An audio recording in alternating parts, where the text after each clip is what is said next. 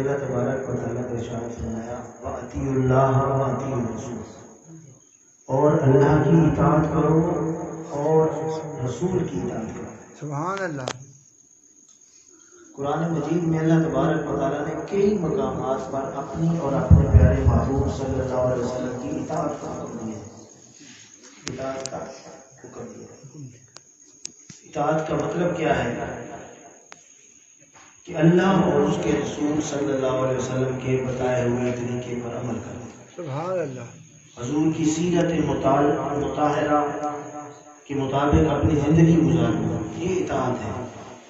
زندگی کے ہر کام میں، ہر فعل میں، ہر ایکٹ میں اللہ اور اس کے رسول کے حکم کو فالو کرو۔ اور قرآن مجید میں اللہ پاک نے ایک جگہ تجھے بھی ارشاد فرمایا کہ اطاعت کیسے کرنی ہے۔ فرمایا من یطع الرسول فقد اطاع اللہ، بس رسول کی اگر اطاعت کر لو نا، کہ آقا علیہ الصلوۃ والسلام نے 63 سالہ زندگی گزاری ہے اور حضور کی زندگی کا ایک ایک لمحہ جو ہے وہ صحابہ نے محفوظ کر لیا ہمارے لیے۔ تو جس نے حضور کی اس زندگی کی اطاعت کر لی، خود اللہ فرما رہا ہے کہ اس نے اللہ کی اطاعت کر لی۔ تو یہاں جو آیت میں نے پڑھی ہے اس میں بھی اسی اطاعت کا حکم دیا گیا ہے۔ وَأَطِیعُوا اللَّهَ وَأَطِیعُوا الرَّسُولَ، اللہ کی اطاعت کرو اور اس کے رسول کی اطاعت کرو۔ وَاحْذَرُوا، اور اللہ نے فرمایا نافرمانی سے بچو۔ پہلے حکم دیا کہ اطاعت کرو، پھر دوبارہ فرمایا وَاحْذَرُوا، اور اس جو اللہ اور اس کے رسول کا حکم ہے نا اس کی نافرمانی سے ڈرو، نافرمانی سے بچو۔ دو باتیں فرما کر پھر آگے فرمایا فَإِن تَوَلَّيْتُمْ فَاعْلَمُوا، اور جان لو، سن لو، اگر تم نے روگردانی کی، اللہ اور اس کے رسول کی اطاعت نہ کی، فَاعْلَمُوا أَنَّمَا عَلَىٰ رَسُولِنَا الْبَلَاغُ الْمُبِينُ، اس رسول کا کام صرف اللہ کا پیغام تم تک پہنچا دینا تھا۔ حضور نے پہنچا دیا، اب اللہ جانے اور اس کے بندے جانے۔ اب اگر کسی نے روگردانی کی، نافرمانی کی، اطاعت نہ کی تو اس کا حساب پھر اللہ لے گا۔ پھر فرمایا کہ پہلے محبوب آپ ذمہ دار نہیں ہے، آپ کے کام ہے آپ نے پیغام اللہ کا، میرے بندوں کا پیغام پہنچا دیا۔ تو اس آیت کی روشنی میں آئیں تھوڑا سا آج، چونکہ حضور غوث اعظم شیخ عبد القادر جیلانی رضی اللہ تعالیٰ عنہ آپ کی عرس سے مبارک کی رات ہے، تو حضور غوث اعظم شیخ عبد القادر جیلانی رضی اللہ تعالیٰ عنہ ان میں سے چند موتی حضور کی تعلیمات سے، چلو اپنے ایمان کو تازہ کرنے کے لیے، کہ لوگوں جس کسی کے لیے بھی خیر کا دروازہ کھلا ہوا ہے نا اس کو غنیمت جانا، اور جتنا جلدی ہو سکے اس میں داخل ہو جائے، کیونکہ اللہ تبارک و تعالیٰ اپنے بندوں کو موقع دیتا ہے۔ اگر کسی کے لیے توبہ کا دروازہ کھلا ہوا ہے، اور دیکھیں ہم سب کے لیے اس زندگی میں توبہ کا دروازہ کھلا ہوا ہے، تو غوث اعظم فرماتے ہیں اس سے پہلے کہ وہ دروازہ بند ہو جائے، اس سے پہلے کہ وہ دروازہ بند ہو جائے، لوگوں آؤ اللہ کے حضور توبہ کرو، اور اس وقت کو غنیمت جانو جی جو گھڑیاں میسر ہیں۔ کیوں کہ اگلی گھڑی کا تو کسی کو پتہ ہی نہیں، کوئی پتہ نہیں اگلی گھڑی کیسی ہوگی، اگلا لمحہ کیسا ہوگا، ہمارا کل کیسا ہوگا، ہم کہاں ہوں گے، نہیں پتہ۔ جو غوث اعظم فرماتے ہیں یہ جس گھڑی میں تم بیٹھے ہو، جو گھڑی میسر ہے، جو لمحہ، جو ٹائم پیریڈ، دعا کا دروازہ کھلا ہوا ہے، تو اللہ سے دعا کر لو، اور یہ دعا کا دروازہ کھلا ہوا ہے زندگی میں۔ اللہ تبارک و تعالیٰ کی رحمت اپنے بندوں کو دیکھ رہی ہے کہ کون ہے جو مجھ سے مانگتا ہے، اس نے دروازے کھولے ہوئے ہیں دعا کے، اس سے پہلے کہ دعا کا دروازہ بھی بند ہو جائے اور اس کی بارگاہ سے عطائیں بند ہو جائیں، ملنا بند ہو جائے، نوازش بند ہو جائے، اس کے کرم کا دروازہ بند ہو جائے، حضور بہت زیادہ فرماتے ہیں اس لمحے کو غنیمت جانو۔ اور پھر فرماتے ہیں کہ تمہارے وہ دوست، تمہارے وہ بزرگ جو تمہیں نصیحتیں کرتے ہیں، جو تمہیں سمجھاتے ہیں، جو تمہیں خیر کی بات بتانے والے ہیں، جو تمہیں حق کی راہ دکھانے والے ہیں، تمہارے بزرگ ہیں، تمہارے اسلاف ہیں، اگر وہ تمہیں میسر ہیں تو فرمایا ان کی نصیحت کو مان لو، پھر ایک وقت آنے والا ہے وصیت کرنے والا بھی کوئی نہیں رہے گا. پھر جب وصیت کرنے والا کوئی نہیں رہے گا، نصیحت کرنے والا کوئی نہیں رہے گا، خیر اور حق کی راہ دکھانے والا کوئی نہیں رہے گا، تو پھر کس طرح راستے پر چلو گے؟ اس سے پہلے کہ وہ حق کی راہ دکھانے والے کہیں چلے جائیں. کسی کو والدین میسر ہیں، والدین اس کی زندگی میں موجود ہیں، تو والدین کا کام آئے. کسی کو کوئی اچھا استاد میسر ہے تو استاد کی محفل میں جا کر بیٹھے. اسی طرح حضور غوث اعظم دوسری بات فرماتے ہیں کہ اے میرے بیٹے، جو تعلق توڑ چکے ہو نا اس تعلق کو بنا لو. جو تعلق توڑ چکے ہو زندگی میں، یعنی سب سے بڑا تعلق تو اللہ سے تعلق ہے. اگر تمہارا تعلق اللہ سے ٹوٹا ہوا ہے، غور کرو زندگی جو گزر گئی ہے اس پر نظر کرو. اللہ سے تعلق ہے یا اللہ سے تعلق ٹوٹا ہوا ہے؟ اللہ سے کوئی، وہ ہماری اپنی زبان میں کہتے ہیں منہ سو بنی ہوئی ہے یا نہیں ہے؟ کیا کبھی اللہ سے کوئی ملاقات ہوتی ہے کہ نہیں ہوتی؟ اگر نہیں ہوتی، اللہ سے ملاقاتیں ختم ہیں، اللہ کی بارگاہ میں آنا جانا نہیں ہے، اللہ سے تعلق ٹوٹا ہوا ہے، تو فرماتے ہیں کہ اس کو بحال کر لو، تعلق کو بحال کر لو. اور فرماتے ہیں کہ عملی زندگی میں بحال کرو، صرف باتوں سے نہیں، تمہارے عمل سے پتہ چلے کہ اس بندے کا کچھ اللہ سے تعلق ہے. تمہارے یہ عملی زندگی سے پتہ چلے. اور پھر لوگوں کے ساتھ جو تعلق توڑ چکے ہو بد اخلاقی کی وجہ سے، لوگوں کے ساتھ لوگوں کی حق تلفی کر کے ان کے تعلق توڑ چکے ہو، گالی گلوچ کی وجہ سے تعلق ٹوٹ چکے ہیں، غیبت کی وجہ سے ٹوٹ چکے ہیں، گلا چغلی کی وجہ سے ٹوٹ چکے ہیں، جھوٹ بولنے کی وجہ سے ٹوٹ چکے ہیں، ایک دوسرے سے دھوکہ دینے کی وجہ سے تعلق اگر لوگوں کے ساتھ ٹوٹ چکے ہیں، تو فرماتے ہیں اس سے پہلے کہ سانس کا رشتہ ٹوٹ جائے ان تعلقات کو بحال کر لو. ان تعلقات کو بحال کر لو. پھر فرماتے ہیں حضور غوث اعظم، اے میرے بیٹے، دھو لو جس کو پلید کر چکے ہو، دھو لو جس کو نجس کر چکے ہو، پلید کر چکے ہو. تو اس کی وضاحت یہ ہے کہ حضور غوث پاک فرماتے ہیں اپنے دلوں کو دھو لو. دل نجس ہو چکے ہیں، دل پلید ہو چکے ہیں، غیبت سے، جھوٹ سے، حسد سے، لالچ سے، فساد سے، یہ ساری دل کی بیماریاں ہیں، ان سے دل پلید ہو چکے ہیں. لا تعلقی سے، بد اخلاقی سے، کہتے ہیں کہ توبہ کے پانی سے اس کو صاف کر، توبہ کے پانی سے ان پلید دلوں کو صاف کر لو، زہد کے پانی سے صاف کر لو، عبادت کے پانی سے دھو لو، تقویٰ کے پانی سے دھو لو، اور حیا کے پانی سے دھو لو، اصلاح کے پانی سے دھو لو. ان دلوں کو صاف کر لو، دل پلید ہو چکے ہیں. اور پھر فرماتے ہیں کہ سنوار لو ان سب چیزوں کو جن کو بگاڑ چکے ہو. زندگی بڑی گزر گئی، جتنی گزر گئی. گھر ہوتا ہے نا، گھر سنورا ہوا ہوتا ہے، دلہن آتی ہے نا بیاہ کے لائی جاتی ہے گھر میں، تو گھر بڑا سنورا ہوا ہوتا ہے، سجا ہوا ہوتا ہے، ہر چیز فٹ ہوتی ہے. پھر جب رہائش وہاں شروع ہو جاتی ہے، پھر تھوڑا تھوڑا اس میں بگاڑ آنا شروع ہو جاتا ہے. وہ جو خوبصورتی ہوتی ہے، پہلے بڑا رنگ و روغن تھا، بڑی خوبصورتی تھی، اس میں بگاڑ آنا شروع ہو جاتا ہے. تو حضور غوث اعظم فرماتے ہیں، اے میرے بیٹے، اے میرے بندے، اپنے اعمال جن کو بگاڑ چکا ہے ان اعمال کو سنوار لے. اپنے احوال جو ہمارے احوال بگڑ چکے ہیں ان کو سنوار لے، اور اپنے اخلاق جو تیرے اخلاق بگڑ چکے ہیں اس معاشرے میں رہ کر، اس اخلاق کو سنوار لے.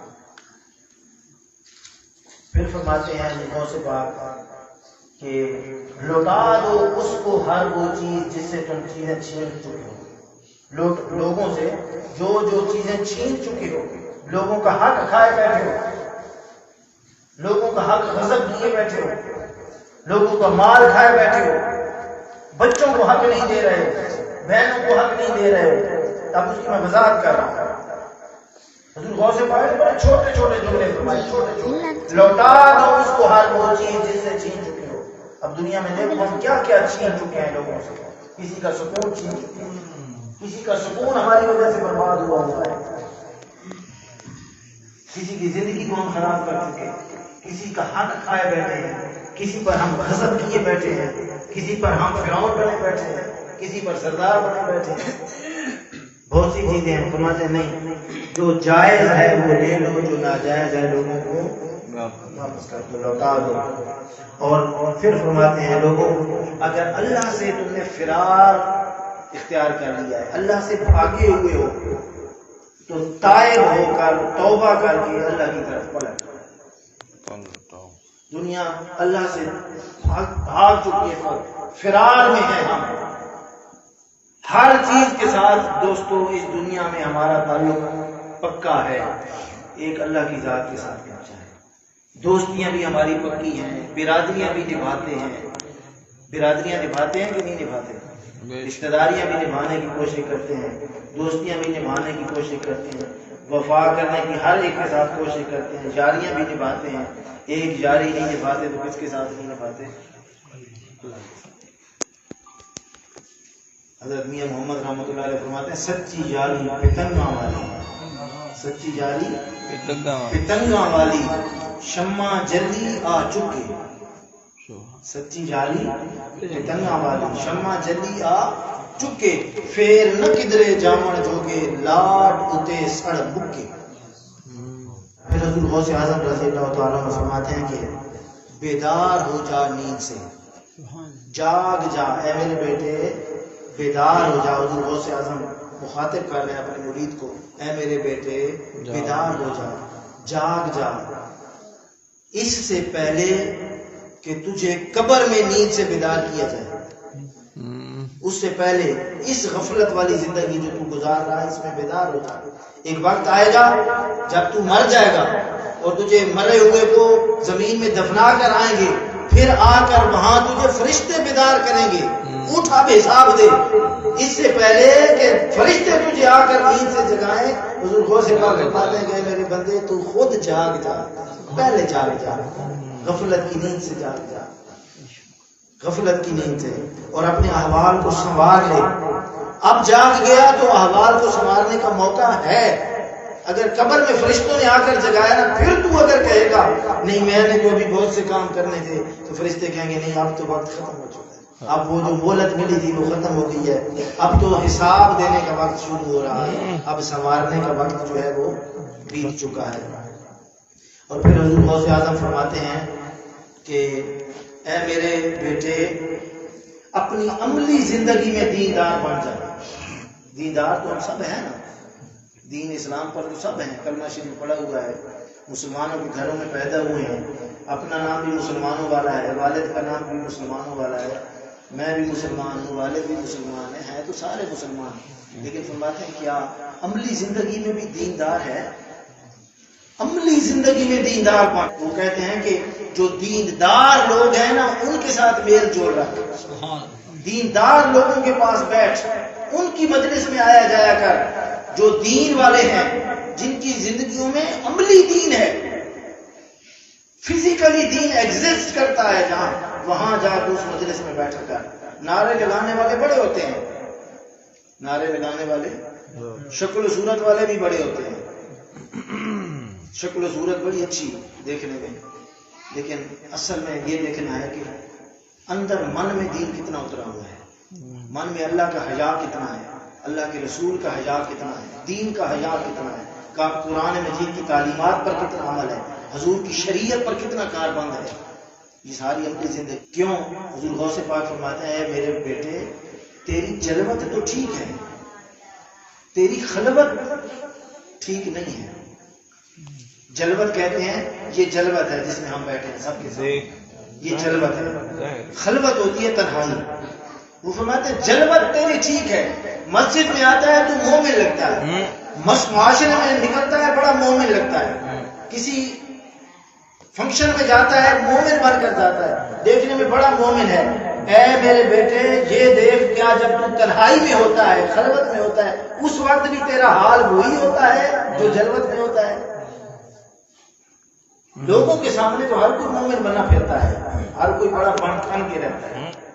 فرمایا تیری بھلائی اس وقت شروع ہوگی جب تیری خلوت جلوت سے بہتر ہوگی، جب تیری خلوت جو ہے وہ جلوت سے بہتر ہوگی نا، اس وقت تیری خیر شروع ہوگی۔ مثلا میں ایک مثال دے دوں، نوجوان بیٹھے ہیں، جب میں جلوت میں ہوتا ہوں لوگوں کے سامنے تو میں اس موبائل پر نعت سنتا ہوں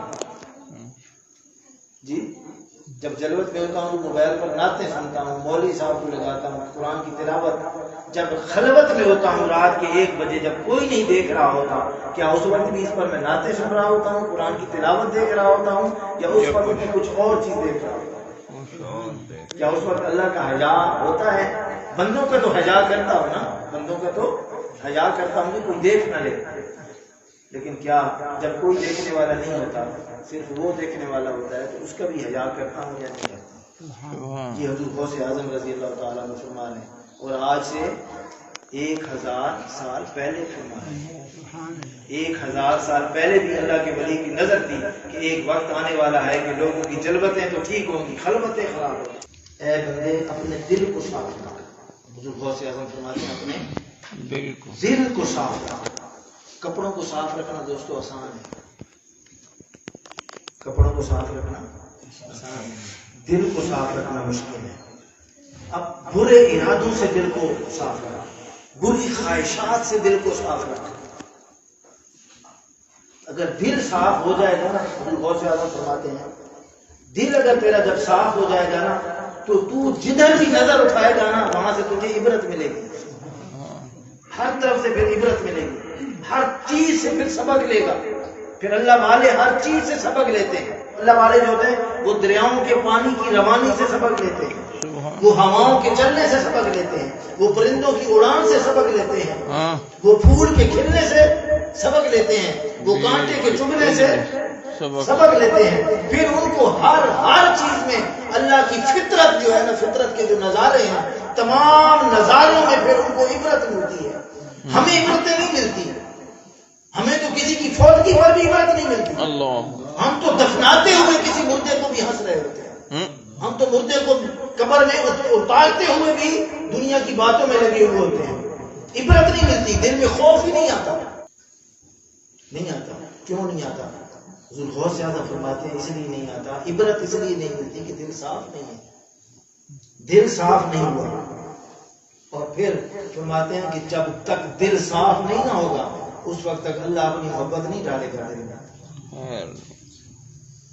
کیونکہ حدیث پاک میں ہے کہ اللہ تبارک و تعالیٰ اپنے بندے کے دل پر دن میں 70 مرتبہ نگاہ ڈالتا ہے، اپنے بندے کے دل پر اللہ تبارک و تعالیٰ دن میں 70 مرتبہ نگاہ ڈالتا ہے۔ دیکھیں وہ اللہ نگاہ ڈال رہا ہو اور اگر آگے دل ہی پلید ہو، گندا ہو، نجس ہو تو وہ پھر نگاہ ڈالے گا؟ پیالہ گندا ہو نا، گلاس گندا ہو، ہم اس میں پانی نہیں ڈالتے، ہم اس میں جو گندے پیالے میں دودھ ڈالتے ہیں نہیں ڈالتے، گندے پیالے میں ہم دودھ یا پانی نہیں ڈالتے تو گندے دل میں اللہ اپنی محبت کیسے ڈال سکتا ہے؟ اور پھر جب بزرگوں سے اعظم اور کئی بزرگوں نے لکھا ہے، پھر جب بندے کا دل صاف ہو جاتا ہے پھر وہ اللہ ایک ایک دن میں اسی بندے کے دل پر 70 ہزار مرتبہ نگاہ، اور جس دل پر اللہ کی نگاہ 70 ہزار مرتبہ پڑ رہی ہو تو اس کو دن میں رات میں اس دل کی نورانیت کا حال پھر کیا ہوگا؟ کیا پھر وہ دل عبرت نہیں پکڑے گا؟ پھر اس بندے کی مجلس میں جب لوگ بیٹھیں گے تو وہ اس سے نور نہیں پائیں گے؟ کیا وجہ ہے کہ جب اللہ والوں کی مجلس میں لوگ بیٹھتے تھے، جب اٹھتے تھے تو ایمان کی روشنی لے کر جاتے تھے، تلقین لے کر جاتے تھے، نصیحتیں لے کر جاتے تھے، زندگیاں بدل جاتی تھیں۔ کیوں؟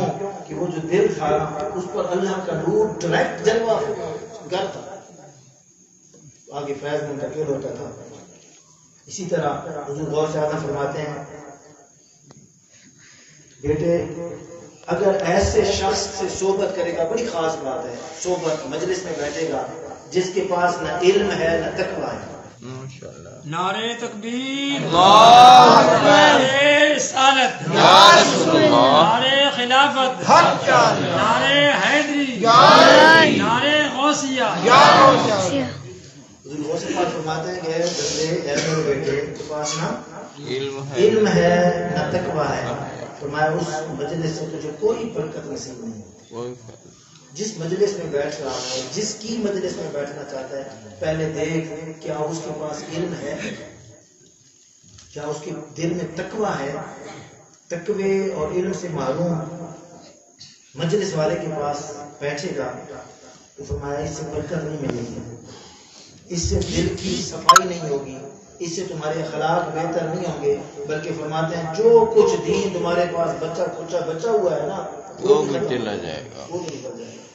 فرماتے ہیں کہ اگر بیٹھنا ہے نا مجلس میں تو علم والوں کی مجلس میں بیٹھ اور تقوی والوں کی مجلس میں بیٹھ۔ فرماتے ہیں اگرچہ وہ تم سے عمر میں بڑے بھی ہوں نا، عمر میں بڑے بھی ہوں، لیکن علم اور تقوی ان کے پاس نہ ہو تو فرماتے ہیں کہ وہ صحبت تیرے لیے منحوس ہے۔ عمر میں چاہے بڑا بھی ہو لیکن اگر اس کے پاس علم اور تقوی نہیں ہے تو اگر تو اس کی مجلس میں بیٹھ رہا ہے تو بہت سے عالم فرماتے ہیں اس کی مجلس تیرے لیے کیا ہے؟ منحوس ہے۔ تو تقوی والوں کی جب مجلس میں بیٹھے گا تو دل کی صفائی ہوگی، پھر اخلاق نصیب ہوں گے۔ پھر حضور غوث اعظم رضی اللہ تعالی عنہ فرماتے ہیں کہ میں تجھے پہچان دیتا ہوں، میں تجھے بتاتا ہوں کہ کس کا دل اللہ سے جڑا ہوا ہوتا ہے۔ تجھے پتہ کیسے چلے گا کہ جس مجلس میں بیٹھا ہوں یہ دل اللہ سے جڑا ہوا ہے؟ یا یوں وہ فرماتے ہیں کہ اگر اپنے دل کو دیکھنا ہے، اپنے دل کو دیکھنا ہے کہ میرا دل اللہ سے جڑا ہوا ہے یا نہیں جڑا ہوا، تو فرماتے ہیں میں تجھے ایک پہچان دیتا ہوں۔ وہ پہچان کیا ہے؟ فرمایا کہ وہ پہچان یہ ہے کہ اگر تیرے پاس امیر اور غریب آئے، امیر تجھے ملنے آئے، کوئی بڑا عہدے والا، رتبے والا، بڑی حیثیت والا بندہ، بڑا امیر کبیر بندہ تجھے ملنے آئے، اس وقت اپنے دل پر نظر ڈال، دل کی کیفیت کیا ہے۔ غریب تجھے ملنے آئے، فقیر تجھے ملنے آئے، اس وقت اپنے دل پر نظر ڈال۔ اگر امیر اور فقیر دونوں کے ملنے پر تیرے دل میں فرق ہے، تیرے دل میں فرق آ رہا ہے، امیر کو تو بہت زیادہ پروٹوکول دے رہا ہے، اس کی بہت خوشامد کر رہا ہے، بہت کچھ کر رہا ہے، اور غریب کو بالکل لفٹ ہی نہیں کرا رہا، فرق اور امتیاز کر رہا ہے، تو فرمایا پھر سمجھ لے کہ تو بدبخت ہو گیا ہے۔ اللہ پھر تو کیا ہے؟ پھر تیرا اللہ کے ساتھ جوڑ نہیں ہے، تیرا دل اللہ کے ساتھ جڑا ہوا نہیں ہے۔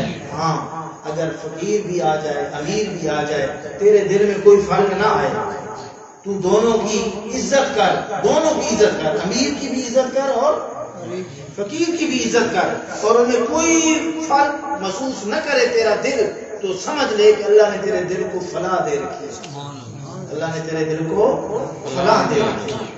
غوث اعظم رضی اللہ تعالیٰ عنہ فرماتے ہیں اے میرے بیٹے، جب تک تو دنیا کے ساتھ جڑا رہے گا، جب تک تو دنیا کے ساتھ جڑا رہے گا اس وقت تک آخرت سے کٹا رہے گا، جب تک دنیا سے جڑا رہے گا اس وقت تک آخرت سے کٹا رہے گا۔ آخرت سے لو لگانے کے لیے دنیا سے کٹنا ہوگا۔ اس کا یہ مطلب نہیں ہے کہ دنیا بالکل چھوڑ دینی ہوگی، نہیں، ضرورت کے لیے دنیا میں کام کر، نوکری ہے، کھیتی باڑی ہے، دکان ہے، کاروبار ہے، اس سے دین نہیں روکتا۔ دین دل کی کیفیت کو روکتا ہے کہ دل جو ہے وہ کسی دنیا میں لگا ہوا ہے، جب دل دنیا میں رہ کر بھی رب کے ساتھ لگا ہوا ہے، رب کی رضا۔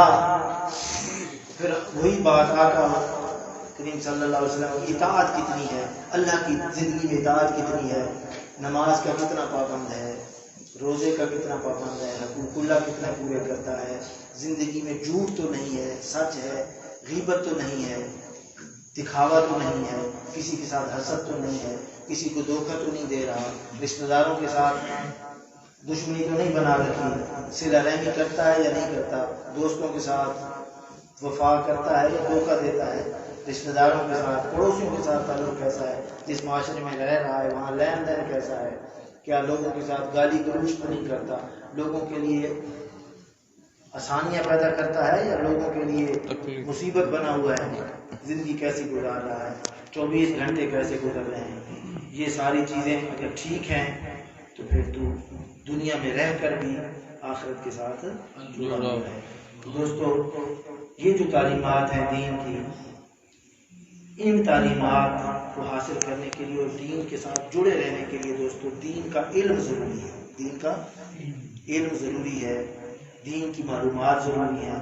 ہم چونکہ دین کے ساتھ جڑے ہوئے نہیں ہیں، اس لیے نہیں ہے کہ ہمیں دین کا علم ہی نہیں، ہم نے دین پڑھا ہی نہیں ہے، زندگی کے مقصد کا ہی نہیں پتا، زندگی کے کہ ہم زندگی میں کیوں آئے ہیں، پیدا کیوں ہوئے ہیں، کرنا کیا ہے، زندگی کیسے گزارنی ہے، زندگی کا مقصد کیا ہے۔ دیکھیں نا، پیدا تو جانور بھی ہوتے ہیں یا نہیں ہوتے؟ پیدا ہوتے ہیں، پھر بڑے ہوتے ہیں، پھر جانور اور بچے پیدا کرتے ہیں، پھر اپنے بچوں کو پالتے ہیں۔ ایسا ہوتا ہے کہ نہیں ہوتا؟ اگر انسان بھی اسی طرح پہلے بڑا ہو جائے، پھر شادی ہو جائے، پھر بچے ہو جائیں، پھر بچوں کو پالتا رہے، پھر خود مر جائے، تو جانوروں اور بندوں میں تو فرق کوئی نہ ہوا نا۔ نہیں، انسان کو اللہ تبارک و تعالیٰ نے زندگی میں کوئی مقاصد دے کر بھیجا ہے، اور وہ مقاصد تب ملیں گے جب ان کا علم ہوگا۔ تو علم کے لیے پچھلے دنوں ہم نے آپ کو عرض کیا تھا آپ سے کہ ہم ایک سلسلہ شروع کر رہے ہیں مراکز علم کا، مراکز علم۔ اب دوستوں نے کہا ہے کہ اس سلسلے کو اب شروع کیا جائے۔ ہفتے میں ایک کلاس ہوگی مرکز علم، اس مسجد میں مرکز علم کی ایک کلاس ہوگی ہفتے کے اندر۔ جو ٹائم آپ کہیں گے وہ رکھ لیں گے، وہ ہفتے کے بعد آپ نے اس میں ضرور شرکت کرنی ہے۔ اس میں انشاءاللہ جو دین کے بنیادی مسائل ہیں، بنیادی مسائل، مختلف چیزیں، ان پر انشاءاللہ تھوڑی روشنی ڈال کر، اس میں بہت سے لیکچر ہیں، وہ سلسلہ 3-4 مہینے تک چلتا رہے گا۔ ہفتے میں ایک ہی کلاس ہونی ہے۔ جن احباب نے اس میں شرکت کرنی ہے وہ پھر ٹائم پر ضرور شرکت کریں، وقت پر پہنچیں، اور اس کو ہم وقت پر ختم کریں گے، اور انشاءاللہ مشکل نہیں ہوگا۔ بڑی وہ دلچسپ کلاس ہوگی، اس میں انشاءاللہ آپ کو مزہ بھی آئے گا، دین کی معلومات بھی ہوں گی، دین کی طرف رغبت بھی پیدا ہوگی، دین سیکھنے کا شوق بھی پیدا ہوگا، قرآن کے ساتھ انشاءاللہ محبت پیدا ہوگی، حضور کے فرامین احادیث کے ساتھ محبت پیدا ہوگی، اور انشاءاللہ دین کے ساتھ محبت پیدا ہوگی، سبحان اللہ، اور زندگی کا مقاصد سمجھ آئیں گے۔ تو انشاءاللہ وہ 1-2 ہفتے تک ہم وہ کلاس شروع کریں گے۔ یہ بیٹھے محمد اکرام، محافظ عمر فاروق صاحب بیٹھے ہیں، ان کے پاس آپ نے اپنے نام لکھوا دینے کہ میں اس میں شرکت کروں گا۔ کوئی فیس نہیں ہے، کوئی چیز نہیں ہے، بس صرف نام لکھوانا ہے کہ میں اس سے شرکت کروں گا۔ ٹائم آپ کو بتا دیا جائے گا، اس ٹائم پر انشاءاللہ کلاس ہوا کرے گی، مختصر سی کلاس ہوگی، اور انشاءاللہ اس سے فائدہ ہوگا۔ دعا ہے تبارک و تعالیٰ ہمیں دین کو سیکھنے کی، اس پر سند بھی بالکل جو بندہ اس میں کورس کو کمپلیٹ کرے گا، مرکز منہاج القرآن کی طرف سے اس کو باقاعدہ سند ملے گی۔ اس بندے نے مراکز علم پر رہ کر یہ جو علم کا کورس تھا، اس میں قرات بھی ہے، دینی مسائل بھی ہیں، 8 قسم کے علوم ہیں اس میں۔ کتنے؟ 8 قسم کی جو دینی علوم ہیں، ان ساروں کو متعلق ابتدائی جو تعلیم ہے وہ ملے گی انشاءاللہ، اور اس کی کوئی سند بھی مرکز کی